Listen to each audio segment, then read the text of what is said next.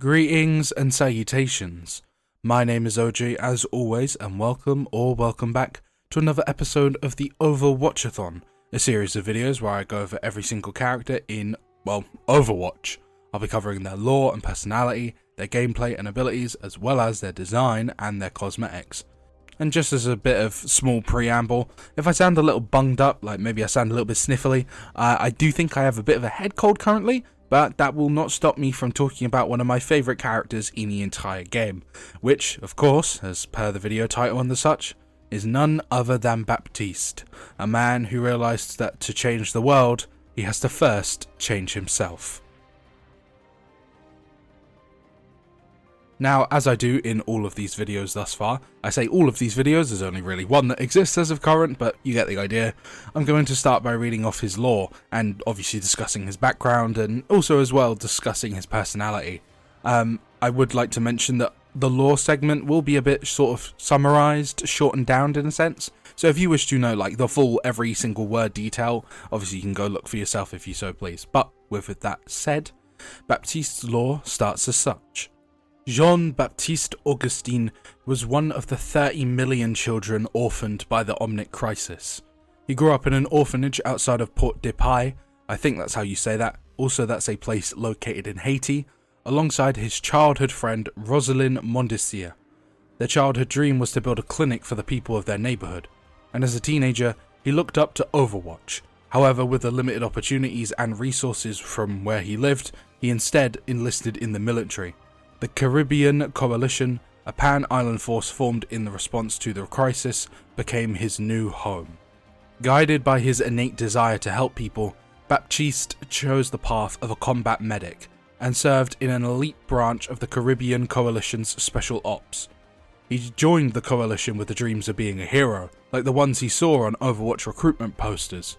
But the group never came to Haiti, and by the time it disbanded, Baptiste had set his dreams of being a hero aside. With his services completed, Baptiste struggled to find demand for his unique skills, and he turned to one of the few opportunities open to him, joining the Talon Mercenary Group, one of the many organisations that were poised to profit off of the chaos in the war's aftermath. And lured in by the promise of easy riches, Baptiste joined Talon alongside many of his former squadmates, all of them unaware to Talon's true natures. As a member of Talon, Baptiste retained his position of combat medic, and Captain Cuerva trained him personally. For the first time ever, Baptiste had the taste of what was a good life. Talon's missions were easy and paid well, and weren't that different from the ones that he had carried out as a member of the Coalition.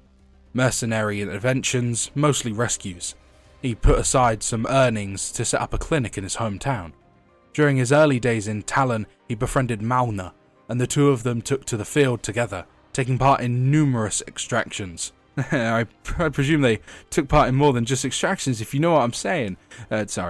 He also met a woman named Sombra, and over time the two of them became good friends as well. During his time at Talon, Baptiste served in a strike team under the command of Captain Cuerva. However, things in Talon began to change.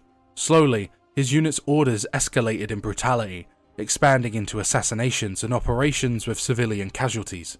He took part in operations in Singapore and Makati, both of which involved civilian casualties. Cuerva told him the missions were on the level, but while he wanted to believe it, he couldn't. Baptiste soon came to realise that Talon wasn't working to end conflicts, but rather they would create them and then profit from them whenever they were called in. A key turning point was where, in the aftermath of one of these operations, he saw an Overwatch team arrive, treating the wound that Talon had left in its wake. Confronted by his team's actions, Baptiste realised he was perpetuating a cycle of violence, like the one that had destroyed his own community.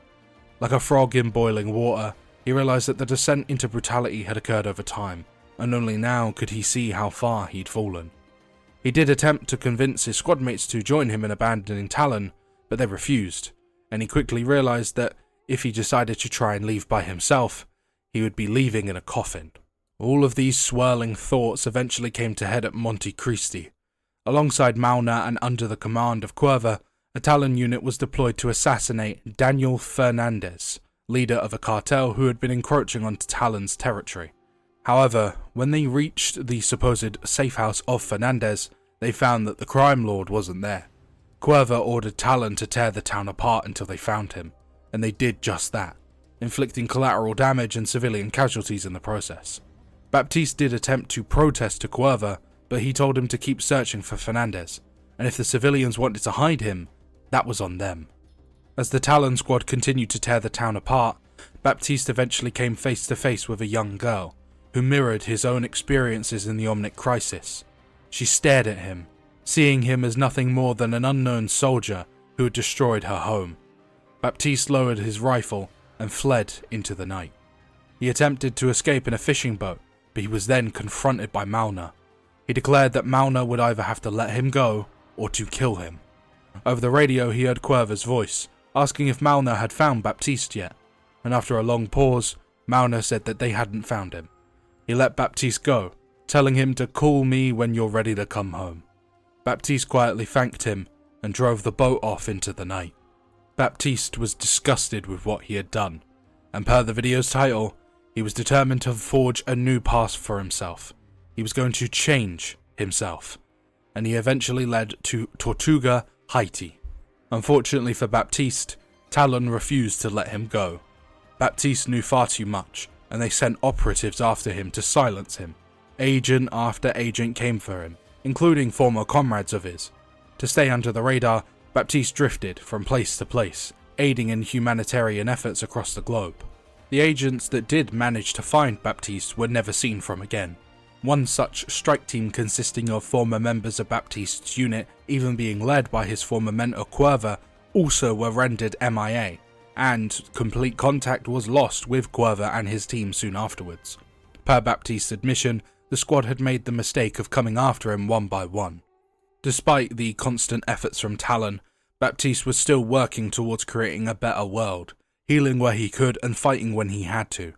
He knew that he could not change what he had done in his past, but by making a difference now was what mattered and would hopefully make up for what he had done. He decided to keep a low profile in order to stay out of Talon's crosshairs and carried out as much humanitarian work as he could.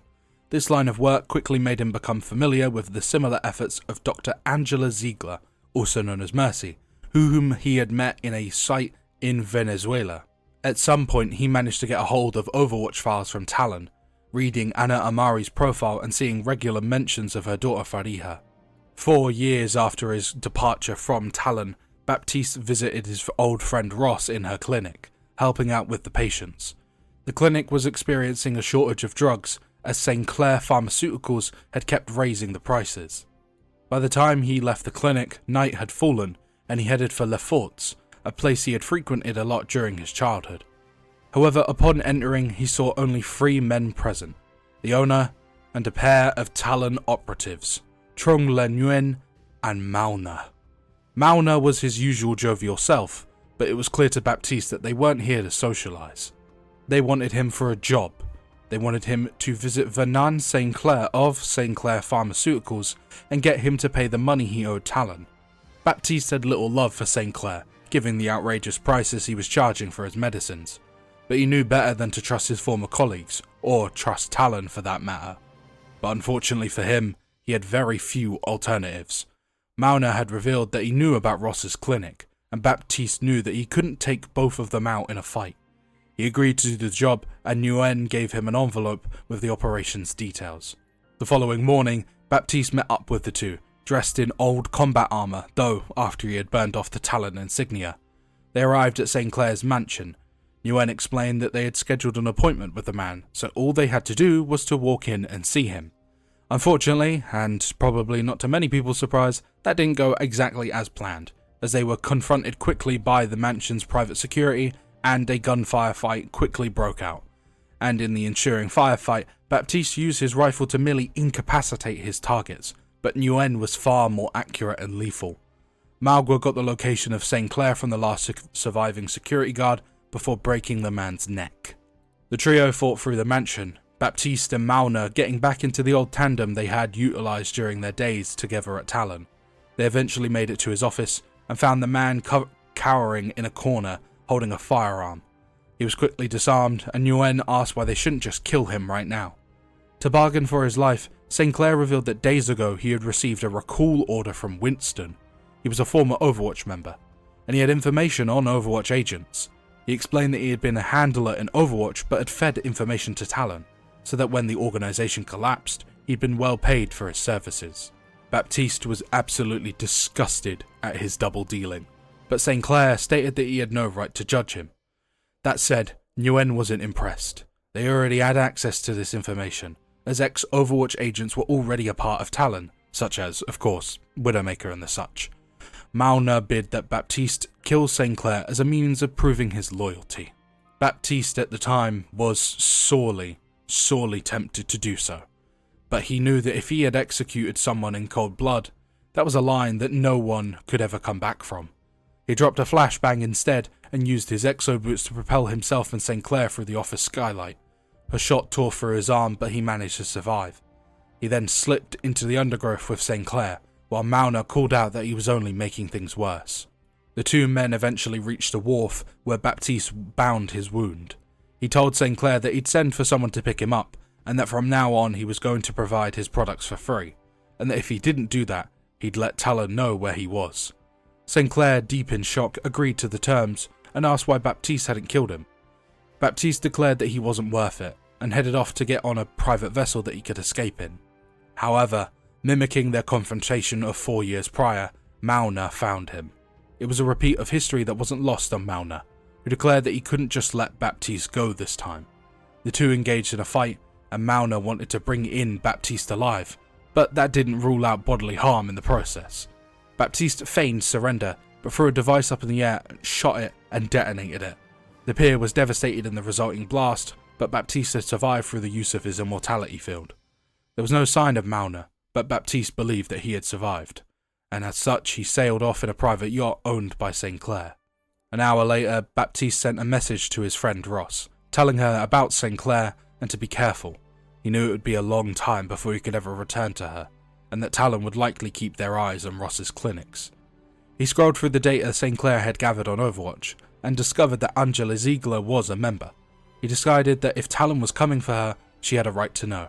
He'd need help tracking her down, however, and to that end, he contacted Sombra. Through Sombra's help, Baptiste found that Ziegler's last location was in Cairo, taking part in a humanitarian aid mission.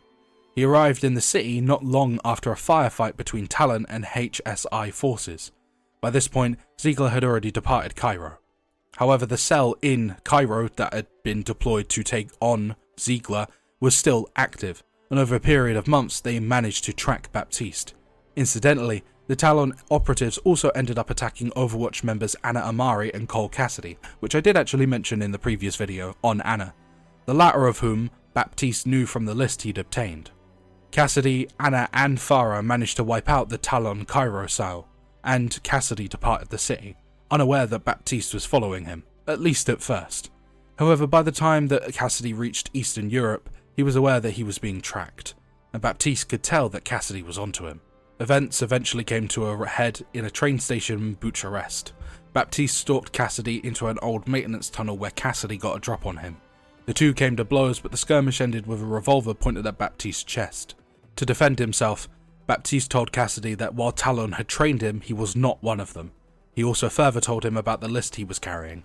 Cassidy was skeptical at first, and all the more so when he saw a Talon hit team make their way through the station, believing that Baptiste had led them here. Baptiste fairly pointed out that they were probably after him more than Cassidy. The two of them made a hasty alliance and decided to try and escape on a train that was about to depart. The two of them made their way through some Talon forces and eventually managed to get atop the moving train and climb inside one of the carriages. Even despite the assistance between the two of them, Cassidy still wasn't entirely convinced that Baptiste was legitimate, pointing out that this could have all been a ruse to get him into Baptiste's debt. Still, he told Baptiste that he'd have someone look into him. Baptiste agreed and explained his motivations, how Overwatch had once been a force for good in the world, and if he could tip things in their favour, even just a little bit, then he'd be ready. An unspecified time later, Baptiste rejoined Cassidy and Zaya. I don't really know why this happens. I'm going to break the seriousness for a little bit and discuss this. It says at the end of the line that a few hours later the train that Cass and Bap were in arrived in Russia, and by that time Baptiste had already vacated the vehicle, And then there's just like a gap. There's just a jump saying that he rejoined, like Baptiste rejoined Cass and Zarya. Like, where?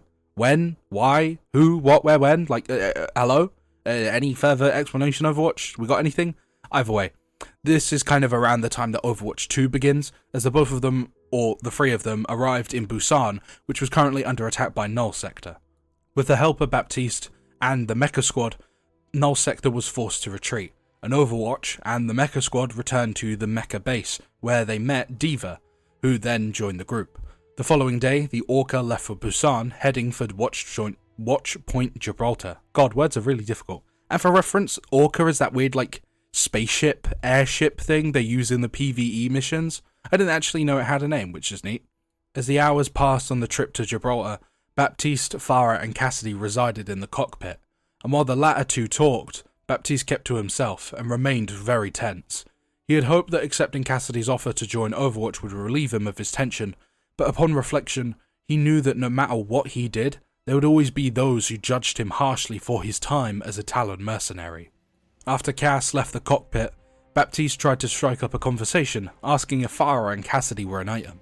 Farah confirmed that wasn't the case. She saw Cassidy as being akin to her brother, and besides, she was a lesbian.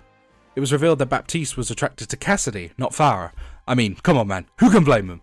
The conversation then turned to the prospect of reuniting with ex-Overwatch members at Watchpoint Gibraltar, and Baptiste noticed that Farah referred to Dr. Ziegler as Angela rather than Mercy, her call sign. Regardless, Farah exited the cockpit to get some rest and told Baptiste to take it easy.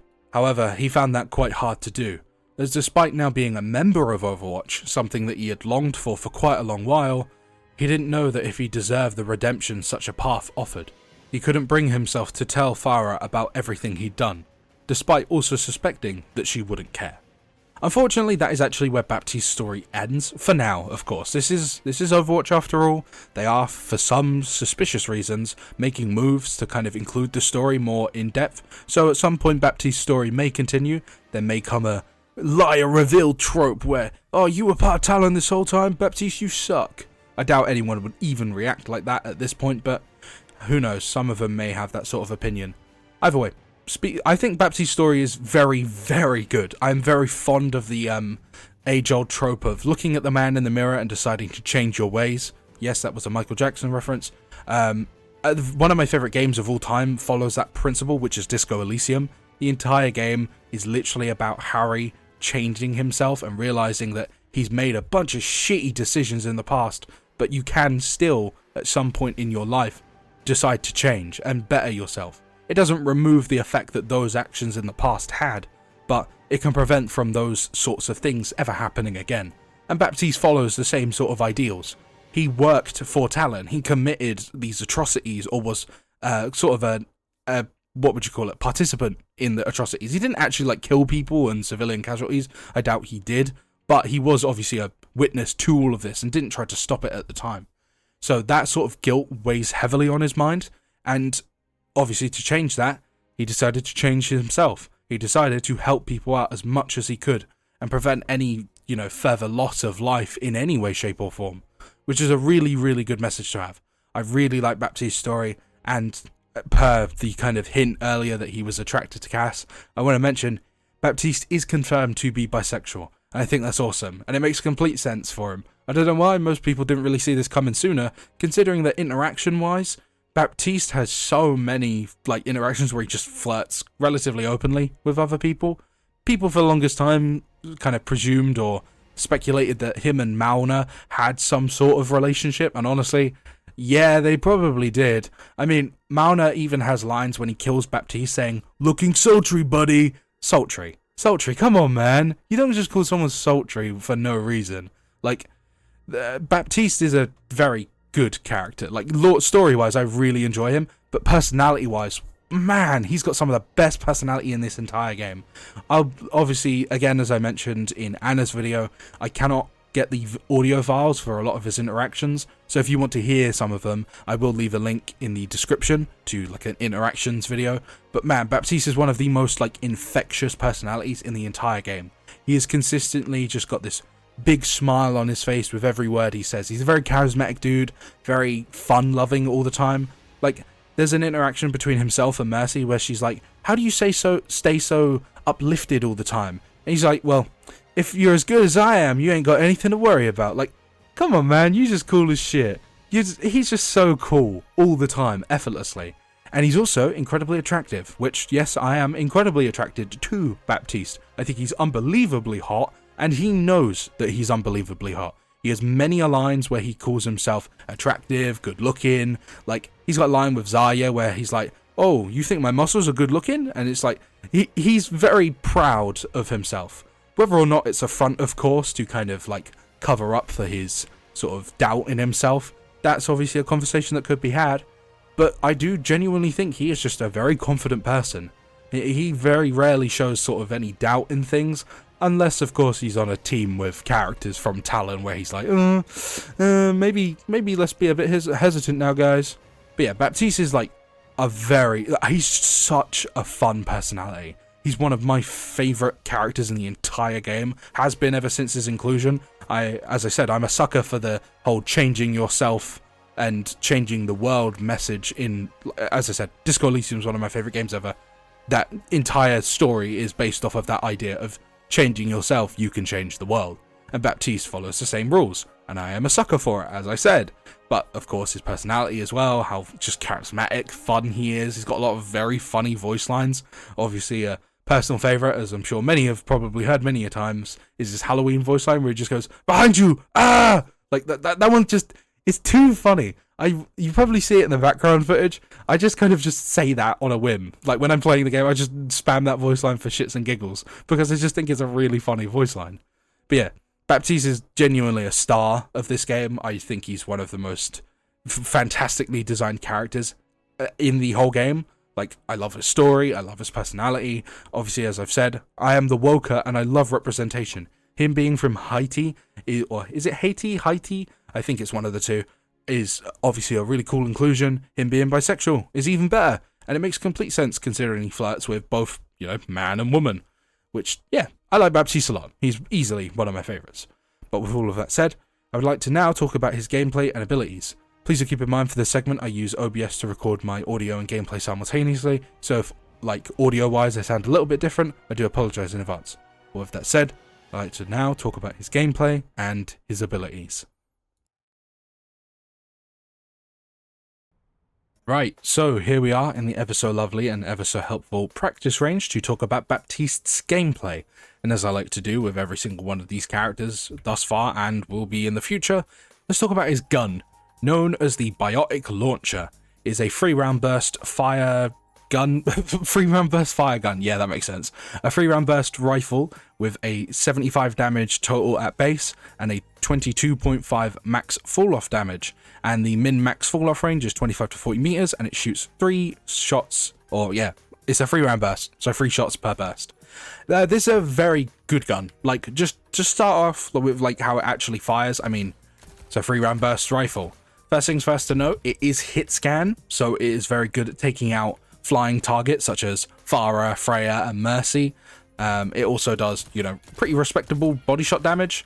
Its headshot damage is really damn good. As you saw, I just like 2-bursted a bot. Like, there are instances, of course, where you can just have a Baptiste wipe your team because this gun is really damn good if you can aim your shots. I unfortunately am not one of them. I'm sure you saw the background footage during the lore reading.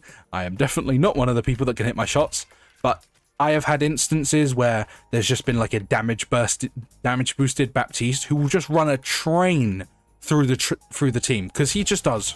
I mean, he does really good damage. Like, to a point of reference, I always have Roadhog here just for testing purposes. Like, that's not bad damage. I mean, that's what, just over half my magazine, and Roadhog's dead from headshots. Like, this is a very good gun, and as I said, it's very good against flying targets such as Farah, Freya, Mercy, or, funny enough, other Baptistes, which is quite ironic, and I'll get into why that is in a moment. But, as I'm sure many of you know, the other aspect of his weapon is that if you press right click, you will shoot a biotic grenade, or a healing projectile. I don't know, I call them healing grenades, etc. It has area of effect healing, which is 60 health, and if you hit a direct hit with it, it is 30 health extra, so 90 health in total if you hit the, you know, direct hits. and its radius is 3 meters. It's a pretty simple thing to understand.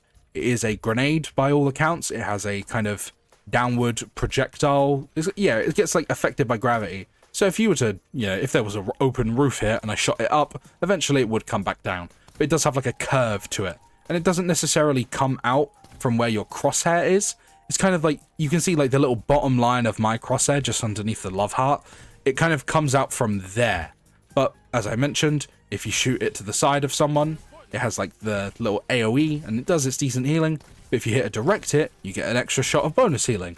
So Baptiste, alongside obviously his weapon being a 3-round burst rifle, does actually benefit from having good aim. Because if you have good aim, unlike myself, you will be able to not only deal with, say, like flying targets with your 3-round burst, but you will actually get more healing out of his kit if you're able to hit the grenades directly. So whenever you can, do attempt to hit the grenades directly, but of course, it kind of just depends on what you're doing when, like, in this situation, you can obviously hit the direct hit, but then you kind of have to top off the other person. So it's a question of, do you want to just shoot at the floor for ease of use to hit both people? Do you want to specifically heal a single target extra? Like, it's very useful, say, for example, look, this bot has a lot of health, right? So just kind of imagine it as a tank. Say there's like a few teammates around, you just want to direct hit the tank, because the tank will usually want extra healing, and tanks are larger targets, so they're easier to hit as well, so no reason not to try and direct hit them. But Baptiste's healing output is very good, like really damn good. I mean, as you saw, like this is just me kind of holding down right click to just heal someone. Like, that's not bad healing output. He can be done or played as a main healer, because for the most part, there's very rare instances where you kind of want to use a healer that, like, I'm sure many of you understand Overwatch team comps, how they work. You have 2 healers. Most of the time, you want a main healer and you want an off healer. Someone like Lucio is considered an off healer due to his healing output, although being good, not something that can be, like, relied upon. Someone like Lifeweaver, Mercy, and Baptiste fall into this role of being a main healer, as for the most part, all of their utility just keeps people alive. Someone like Lucio literally has a mode where he is doing no healing. He's giving people speed boosts instead. Someone like Zenyatta is an off healer. His healing is fine, but he does obviously want to be mostly used because of Discord. So yeah, Baptiste is by definition a main healer. His healing output is very solid, even just with his gun alone. He does pretty good damage as well, as I showed with the 3-round burst rifle. And you may be wondering, what does the rest of his kit look like? Moving on from his gun, of course. Well, first thing first, I want to discuss one of his passives, because he is a character who has 2. Every character in the support role has this passive. I'm sure it's not very hard to understand. You get to regen your health quicker. But Baptiste has the Exo Boots passive, where if you hold crouch, you are able to charge up a sort of meter and then jump higher. So, as a point of reference, when you begin to crouch, you'll get this little indicator on your screen, and then if you stay, it will stay there for a few moments, even after you stop crouching. You can jump immediately to activate it even at a lower height, but if you obviously wait the full distance, you'll jump up extra high. This allows Baptiste to reach, obviously, places of advantage. So in a situation like this, like, oh, there's an enemy team, oh, there's my teammates, I'm going to take the high ground. Now I can heal people from above, duck behind cover here, maybe shoot a few pot shots from high ground, and as everyone knows, having high ground is usually just a good thing to have, because now enemies have to look up, take their attention off of, say, your team that's there, to shoot you specifically, which then opens them up to attacks from, well, your team. So you do kind of make yourself a target, but it is actually to the benefit of your team. And otherwise, this can obviously just be used as a disengagement thing. Like, say there's a annoying ass tracer running around, zip zap zoom in, shooting the shit out of you. You just jump up here. Now what? What's she gonna do?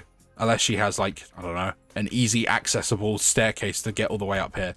So it can be used as a, get out of jail. No, it's not a get out of jail free card, because obviously you do have to charge it up. And as I said, Baptiste is weak into himself, because when you obviously jump up in the air, you do kind of linger a bit at the max of your jump height, and your movement speed, obviously due to you being higher, is a lot slower, leaving you open to hit scans, such as Ash, Cassidy, Soldier 76, characters like that who have hit scan weapons, and as I mentioned, Baptiste as well. Baptiste is open to himself when jumping due to the 3-round burst sort of hit scan weapon that he has. But moving on from that passive, which by the way I do think is quite good, he has Regenerative Burst, which you activate to heal yourself and nearby allies instantly, whilst additionally healing them over time. The instant heal is doubled for targets with less than half health. For the instant healing above half health is 40, the instant healing below half health is 80, it has a 12-meter radius, and the healing over time is 40. And it takes 4 seconds to heal up that entire duration. So it's 10 healing every second for 4 seconds. Which in total, if of course the allies are under half health, they will receive 120 healing throughout the entire duration. Otherwise, they receive 80 healing throughout the entire duration.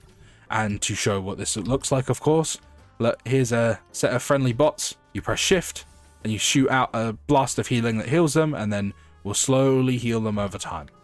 This is a very good kind of panic tool in my experience. Like, oh, say you're trying to heal people and the healing just isn't quite enough. Like mid healing, you just pop it and then bang, that's even more healing on top of it. And of course, due to it being an AoE thing, you can hit, say, maybe allies that are behind you that you don't have clear line of sight on, who may have taken a few hits. And as I mentioned, it's also quite a good tool for Baptiste himself, because if he falls below half health, he can immediately heal 80 health for him, which, you know, is not an insignificant amount. That's like a third of his health instantly healed, which does allow him to kind of survive in battle. And I should mention, by the way, that his grenades do not affect himself. He cannot be healed by his own grenades. So the only way to self-sustain as Baptiste is actually through the regenerative field. Or, no, the regenerative burst. But this is a very good ability. It's just a big bit of burst healing, which his kit otherwise doesn't particularly have. I mean, his obviously his grenades are pseudo-burst healing, but it's just more burst healing, really. It's just more healing on top of healing that you already have, which, I mean, who's going to complain about extra healing, right? And as I mentioned, it's good for self-sustain because Baptiste doesn't heal himself in any other way. But moving on from that very good ability, we move on to probably his most important tool in his kit, or the strongest tool he probably has in his kit, which is the Immortality Field.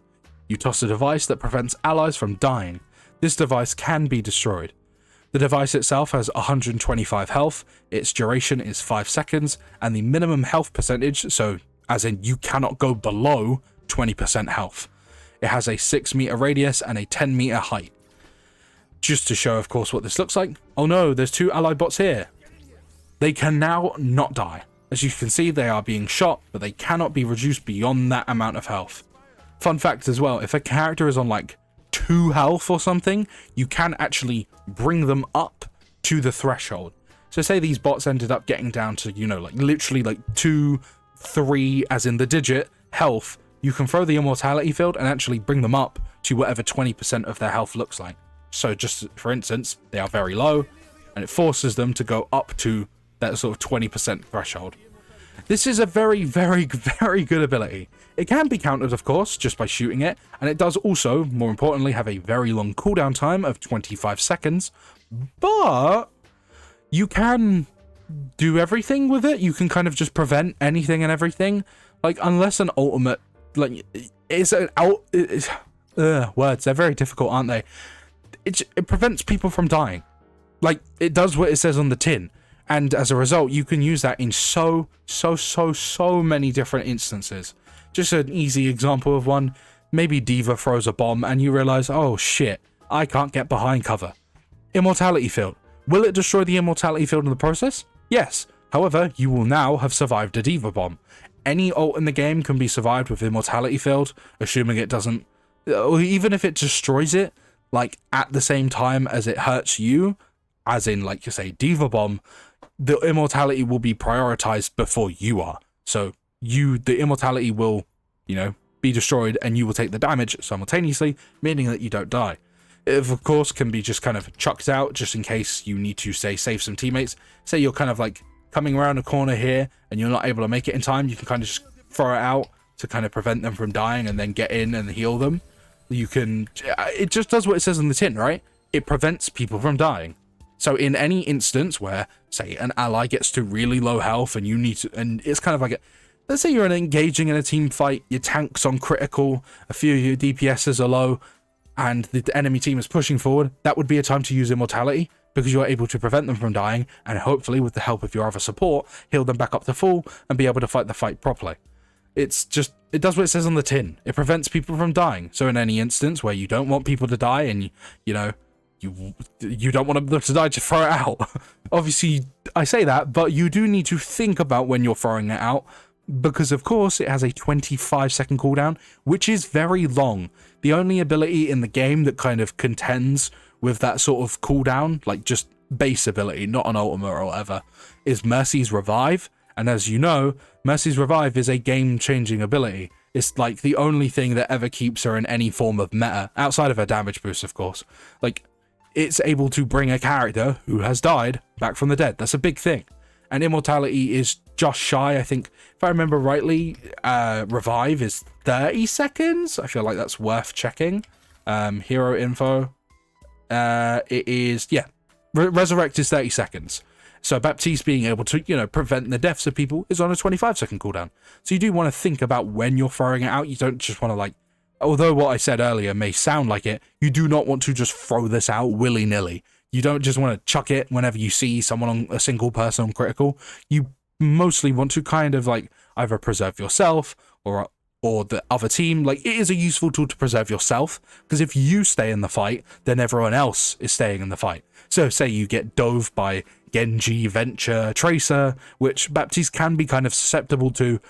Immortality is a decent thing to do or to use in that scenario, because if you're able to stay alive, maybe your other support can turn around and heal you, or maybe you're able to keep your teammates alive for just that little bit longer to win an important team fight. So don't feel ashamed if you use it selfishly, because sometimes that is sometimes that is the correct play. But yeah, this is a very good ability. I mean, it prevents people from dying. I'm sure you can understand why that's good. And it's a permanent thing. You cannot obviously die. It's not like, oh, healing prevents people from dying. No, this literally makes it so you can't die. So very good. Admittedly, though, of course, it can be shot and destroyed. So its full duration, it very rarely lasts for the full duration, I must admit. It's usually up for 1 or 2 seconds and then it's gone. But with that said, I would like to now move on to talking about his perks, the first of which being Biotic Reloader, where upon hitting an entire 3-round burst, you reload a healing projectile. And healing projectile direct hits reload 3 primary fire ammo. Now, as I mentioned, Baptiste does benefit from, having good aim. So if you're very good at aiming, this is the perk for you, because if you hit the whole 3-round burst, so that's all 3 bullets, you get a healing projectile back. And then if you hit a direct hit with your healing projectile, you then get 3-round burst shot back. Very good, right? It's good if obviously you can aim.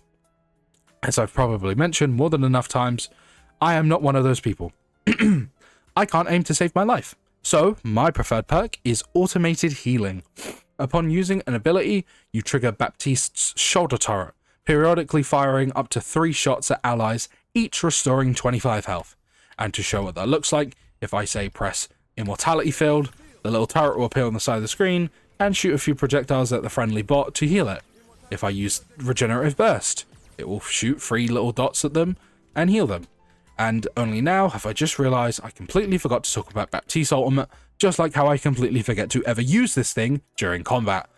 I feel like, well, actually, funny enough, this does actually link into his ultimate. I guess we can kind of tie the perk into the ultimate thing. Let's just finish the perks before we talk about the ultimate, actually. The 2 perks, his major ones, are Assault Burst, where Regenerative Burst provides Baptiste with 25% increased attack speed for 4 seconds. Pretty good. Allows you to kill things quicker and shoot out your healing grenades quicker. It's kind of just a net buff to your outputting DPS and healing as well. And you also have Rocket Boots, which makes it so while airborne from Exo Boots, you can press space again to dash horizontally. This gives Baptiste more movement, as well as makes it harder for him to be hit when he's in the air, so he's not as much of a sitting duck. Personally, I wouldn't recommend picking this perk if you are still against 2-3 hit scans, but either way, I like the perk a lot myself, because it is just extra movement on top of Baptiste's already pretty good movement. But as I mentioned, we have his ultimate, which I completely forgot to mention, and I also forget to use, known as Amplification Matrix. You project a matrix that doubles the damage and healing effect of all allied projectiles. It lasts for 10 seconds, and per its description, increases the damage going in or going through it, and the healing going through it by double. And to show what it looks like, you press Q, you bring up your little turret, and you can kind of see where the wall would be built. And if you press Q again, you can obviously angle it so it's face towards you, which is neat. If I remember rightly, there is some way to control it, maybe. I don't remember what the specific button is to specifically shift it to certain ways. I swear there's a button for that. If someone knows it, please do tell me. But either way, you build it, and it creates this sort of field that you can look through. It also does actually activate the perk, automated healing, which is quite neat. And yeah, anything that goes through this is going to be doing double damage, double healing, just as a sort of point of reference. Obviously, as you can see, it takes 2 bursts to kill that bot. If I put up the amplification matrix, it's 1 burst. It just doubles the damage. Or, for example, if I look at a Roadhog, that's 4 bursts just to kill him. Insane, really. The reason I mentioned that I struggled to find uses for this ultimate is because of just, I don't know, it's kind of like an awkward ultimate to use. Because usually, obviously, it's a wall that gets placed down in the environment, and you have to shoot through the wall. It's like only really useful in my experience in choke points. You can't just like put this down willy-nilly. You have to think and choose where you want to put it, and you kind of have to sync it up with other people's ultimates. So say Zarya grabs someone, it would be worth putting this down in front of the grab for you to shoot through. And usually it kind of is a very team dependent ultimate as well. Like if you're just putting this down for like willy-nilly, you won't get too much value out of it. I mean, obviously, as I'll show, if I say shoot 3 healing grenades at this bot, that's how much healing it does, right? Now, if I put down the matrix, that's way more healing, right? And it does, funny enough, the amplification does actually apply to the automated healing, which is good as well. But this is kind of a weird thing where you have to work with your team to get use out of it. And as someone who solo queues a lot, it's kind of hard to get use out of it. Because I'll place it down and sometimes people just won't shoot through it. I'll be the only one shooting through it. Even if I were to, like, say the team's, like, in front of me, even if I place it, like, 20 miles ahead of them, sometimes I'll just continue running forward and not really shoot for it, which just leaves me to just shoot for it and do, like, extra healing. Which, I mean, is useful, but I don't know. It's kind of an ult that I just hold on to and I never really know when to use. It's very akin to, like, Sojourn's ultimate. Like, Sojourn's ultimate, for those who are unaware, makes it so that all your railgun auto charges up its energy, which allows for the railgun shots to, you know, you can shoot them over and over and over. Her ult is one I struggle to use a lot as well, because I just don't know when to use it. Because all it does is provide a buff to your, you know, existing DPS and healing output. But obviously with Baptiste it's even worse because, well, the team can benefit from it, but you kind of have to make your team benefit from it. And not every member on your team can benefit from it. Like someone like Reinhardt barely gets anything from it because the only thing from him that can be amplified is his fire strikes. Some characters just don't really want to be shooting for a box. Like Reaper wants to get really up close and personal. What is the box going to do for him? Someone like Junkrat can really benefit from it because his grenades can now like one-shot people. But it's kind of weird. It's very team-dependent ultimate in a sense. Like if you have a Mei on your team that's running around spraying people, she's not really going to get much from it. If there's a Pharah flying around, she's not really going to get much through it unless she suddenly decides, I'm now going to stand down on the ground and shoot through this wall. Like it's kind of an awkward ultimate to use. It's good, don't get me wrong, like in a choke point, this thing can be a game changer. Like in a tight choke point, you just put this down and now everything your team is doing is now just doubled. Like it's useful for, say, other supports. Like if there's an Anna beside you, she's going to benefit a lot from this because she already does quite good damage and good healing as well with her basic fire. But then someone like Mercy gets nothing from it. So it's kind of like a very team-dependent, ally-dependent ultimate that you kind of have to think to use. And sometimes I just don't end up ever using it because I just can't find a moment to use it. It's like one of those ults you kind of have to find the right moment to use it. But yeah, Baptiste kit is very strong though. I will give him that. He's a very strong character, even despite my qualms with when to use his ultimate. He's very strong. His output, healing-wise, is very good. Immortality is a very useful tool for obvious reasons. And his movement is pretty solid. It kind of just helps him get away from, say, people that may want to dive him. Unless you're Venture, because Venture loves pushing people around and preventing people from doing anything. I do love them. I love Venture. They are a very fun character to play as. But yeah, they are very strong right now, and Baptiste can suffer at the hands of Venture. But then again, I don't really know a single support that doesn't suffer from Venture's existence, outside of, like, I don't know, Brig, maybe, potentially. Zenyatta might not even be on this role. Like, Zenyatta might as well not exist. All of these dive DPSs and even Hammond being so strong right now, I feel so bad for Zen. I'm going to mention it a lot when I get to his video. But yeah, Baptiste is good, even despite his susceptibleness to being dove, but every healer can be dove besides Brig, really, so that's not really a qualm against him. But yeah, he's a very good kit, good healing, good damage, surprisingly, and Immortality is a very useful tool, and Amplification Matrix is also very useful. You just need to find the right place to use it. But with all of that said, I would like to now move on to talking about his character design as well as his cosmetics. Now, as I'll do in all of these videos, and if they obviously have one, I'll be discussing the differences between Baptiste's Overwatch 1 design and their Overwatch 2 designs. Overwatch 1 Baptiste is a pretty good design.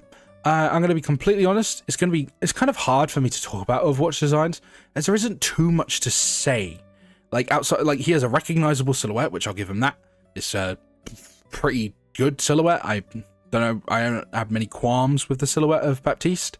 I think a cool detail about him is that a lot of the armor he kind of wears looks to be kind of painted, like as if he did it himself, which I think is quite sweet. His little what would you call this, kind of like scarf, bandana thing, I'm not really sure what you would call this, looks pretty neat. The only thing is, I kind of wish there was some sort of, I feel like they should have gone more in the depth or the angle of him making his own armor. Like, they mention in a few bits and pieces of dialogue interactions that he kind of like scraped by with what he had and the such. So for him to have this, like, you know, perfectly cool, clean looking suit of exo armor, like, where did he get the exo boots from? He probably stole them, which is why the design on the exo boots looks quite different to the armor he wears. That's why it's like this sleek silver look, which I think is, you know, a good point of contrast. I kind of just wish the rest of his armor kind of looked a bit mishmashy, like he had stolen bits and pieces or scrounged together bits and pieces here and there. But otherwise, as an actual character, I think Baptiste has a pretty good design. I've never been too big on his color scheme, I must admit. The teal and orange have never sort of really clicked with me, but as a person, you know, facially, Baptiste is very, very handsome. Unbelievably so, actually. I think he's one of the most attractive characters in this entire game. And I also would like to mention, why does he have a scouter? Like, they even make reference to it in one of his sprays. I think I have it equipped. Swear I have it equipped. It's somewhere here. Yeah, it's a scouter. Why does he have a scouter for? Why are we doing Dragon Ball references? This is a Dragon Ball reference. This is the over 9,000 thing, right? Why does he have a scouter? What is it used for? I don't think it's actually explained in any way, shape, or form. Like his backpack as well. I presume his backpack is kind of taken from somewhere. As he said, he kind of just gets around. He makes do with what he has. And I presume a lot of the tech that he has is probably stolen from, say, Talon organizations and stuff like that. I wouldn't be, well, per his actual Talon design, it does seem like Talon had backpacks like this. And more importantly, had guns like Baptiste's, which, by the way, his gun's pretty cool looking. I like the sort of drum magazine with both, like, it having like the two segments of having both bullets at the front and then healing at the back. The grenades are filled with that weird yellow misty stuff that Anna's syringes are also filled with, which is quite odd. But yeah, I like this gun a lot. Design-wise, I've always had fondness for, like, the, you know, like the side grips, drum magazines. They always kind of just look cool to me. And Baptiste's design is pretty good. It's iconic. I would argue it's pretty immediately iconic, even if I feel like, you know, it could have just been a bit more mishmashy, per se. Color scheme as well is... I'm not too big on the color scheme. Orange and teal is an odd choice. However, it's much better than his Overwatch 2 design. I'm going to be real. You're going to hear me say this a lot. I mentioned it in the Anna video. You're going to hear me say this a lot. It's too clean. Boring. I'm going to be straight real with you. This is just boring to look at. It's just kind of a flat downgrade. I mean, I already said enough that Baptiste kind of... I already said I wish Baptiste had a bit more mishmashy look to him, as in, like, obviously certain tech. Like, I think it'd be neat if, say, like, here and there, maybe he had, like, a kind of smudged Talon logo on, like, a shoulder plate or something to show that, obviously, he is, you know, left that life behind, smudged it. Maybe as a bit cheesy, but it would be cool to have him, like, draw the Overwatch logo over the Talon logo, just to show his alliances. Maybe that's a bit too on the nose, but I think that'd be quite neat. But his Overwatch design just kind of sucks. I mean, I don't like it. The change in hairstyle is whatever. I know a lot of people complained about it. I do prefer this hairstyle to this one, just personally, but I mean, it's nothing like crazy. It's not awful, but it's the outfit that I've got a problem with. It's just too clean. Like, the teal is neat, and the bits of teal and orange referencing, of course, his original design, that's quite neat, but the copious amounts of white, like the white top part, the white gun, the white arm, the sort of white bottoms of the shoe, it just looks too clean. There's no, like, everything's just too smooth. Like, the armor is just completely smoothed out. This is a perfect white. His gun has now changed to being, although a bit more chunky, also just kind of perfect whites. Even his grenades have lost the weird swirly yellow stuff in them to just be boring looking, honestly. And I get the idea, obviously he's meant to look more like a medic, even with, of course, the red and white sort of stereotypical medic symbol. Like, it just looks too clean. It just looks too clean. I complained about this with Anna as well. Like, just this to this, it's just too clean. It's boring. It looks sterile. Like, I just don't like it. I also should mention he has a tattoo on his arm. I'm not really sure what the tattoo symbolizes or what it's meant to be of, but neat little character addition. I just don't like Overwatch 2 designs. I don't think there's very, very few Overwatch 2 designs that I actually like. I even off the top of my head, I actually can't think of like a single one, honestly. Baptiste is especially bad though, because I just hate how there was, like, you know, sort of a ruggedness to him, in a sense, with kind of the armor being slightly dirty, like the whites on here being slightly scarred. There's like a few scratches as well on the actual, like, leg pads here. The actual metal is slightly kind of rusted, scrapped here, scrapes here, there. And then this is just like, cleanliness, clean it all up. We're not allowed to have any scratches and marks in any way, shape, or form. Like, what? Did we go to the League of Legends school of character design? Why is everything got to be so clean?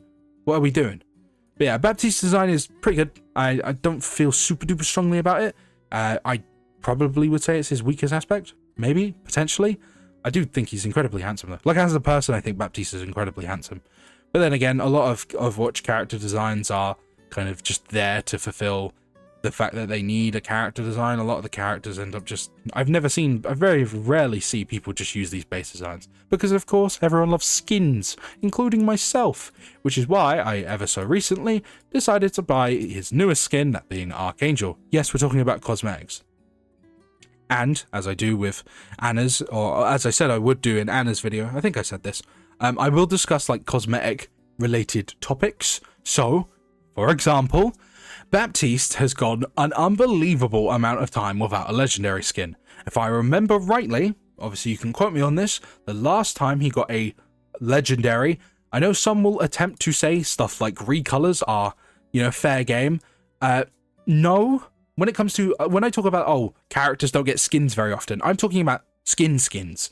And the only topic where recolors are kind of an issue is in cases where someone, say, like, for example, Mercy. Mercy this season has obviously recently gotten her Fallen Angel skin, but also later this season she will be receiving a recolor as well as a second recolor. Those two recolors could have been dedicated to other characters who potentially need this help more, such as someone like Lucio. I'll obviously go more in depth about how much I dislike the character selections stuff, but, you know, let's mention it a bit now. This is Baptiste's first skin in like 400 and something days. His last legendary was this. This was season 4. We're in season 19. Like, assuming I'm not tripping, this was his last legendary skin. Like, original, not a recolor. And it's absurd that someone like Baptiste has to go so long without skins. I'm not going to say people are being racist, but I'm probably going to say this because why are all these, like, pale white women and Asian characters just getting skins upon skins upon skins, whilst characters like Symmetra, Baptiste have to just go ages. Like, Lucio has gone like 300 days without a new legendary. Oh, no, he hasn't. I lied.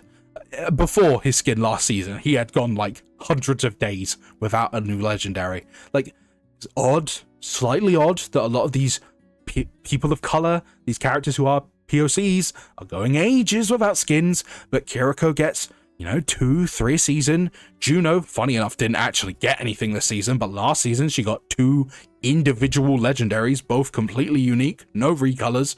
Like, either way, I'll get more into it when we get to the characters in question who have so many skins, but I do think it's very odd that characters like Baptiste, who are, black dudes, aren't getting skins.